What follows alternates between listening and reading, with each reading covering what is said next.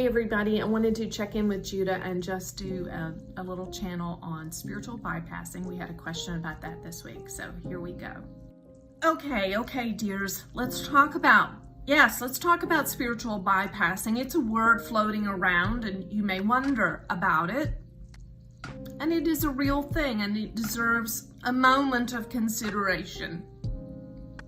And it is this: spiritual bypassing is just another way of medicating pain in a long list of humans' ways of medicating pain and avoiding feeling feelings. And this list is endless because culturally, so many of you are very addicted to pain and difficulty.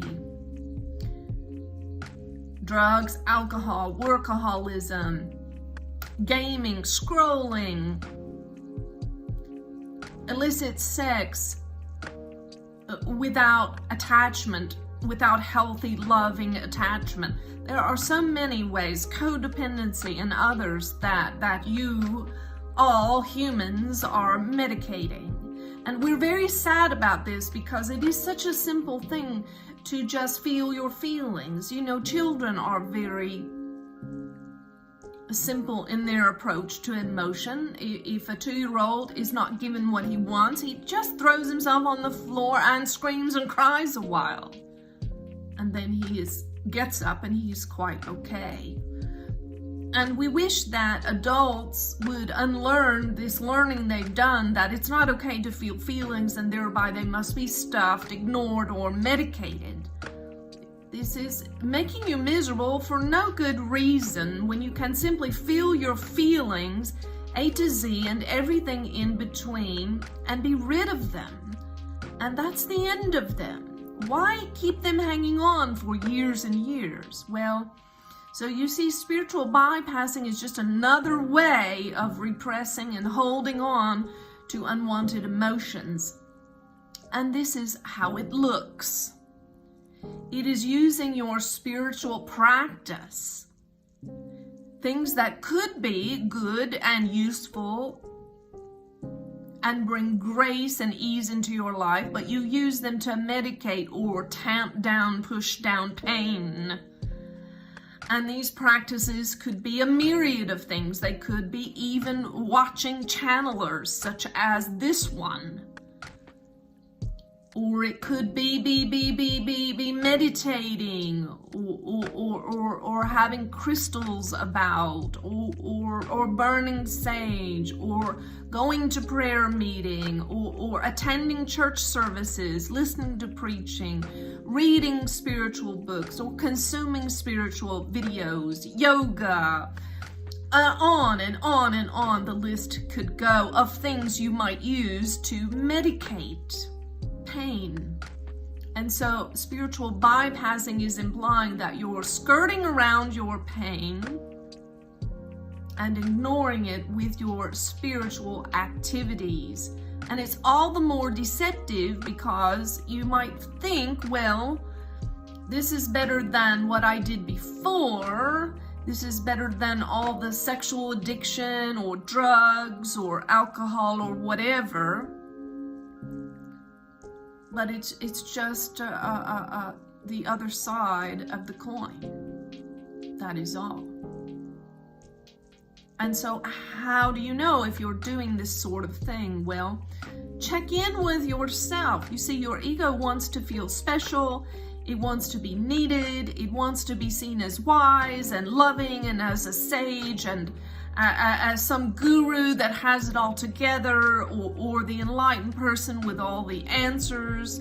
This is what your ego wants. It wants to be stroked for these things. It needs to have attention and to feel loved and special. And if you aren't able to see that in yourself, you can, if you're not sure, you can test your motives in this way. You may simply stop engaging your spiritual activities for a time, a day, a week, or a month. Don't meditate at all. Don't go to church. Don't pray. Don't read your Bible. Don't listen to your channeling friends or whatever your possible source for bypassing is. Stop doing those things. And then how do you feel? Do you feel anxious? Do you feel angry or agitated or fearful? Are there unwanted emotions beginning to surface because you're no longer meditating with your spiritual practices? If so, then you know that you have been engaging in this sort of spiritual bypassing, and it's time to stop and give your inner child some loving attention and feel your feelings. Just feel them, dear. It's so simple. If you let yourself feel them, the energy will move and it will be over. So we are not sharing this message to make you afraid of engaging in spiritual practices, but only that you be aware of not medicating with them. And the difference is, in true spiritual practice, you feel a sense of complete love and equanimity with all people, and your heart is softened towards yourself and them, all others, in love and acceptance. And you are able to embrace all of your parts, the good, the bad, and the ugly, and everything in between, and you embrace them with love and acceptance. And you don't avoid any of them. You treasure each part of yourself, even the ones that seem unlovely. And this is how you move away from spiritual bypassing into true spirituality, which, it is important to say, is different for everyone. For one, true spirituality is digging in the dirt and planting seeds. For another, it is a walk in the fresh, crisp fall air. For another, it is rocking a child in a rocking chair. For another, it is lovingly preparing good food for someone they care about. You see, spiritual practice does not have to have a spiritual label.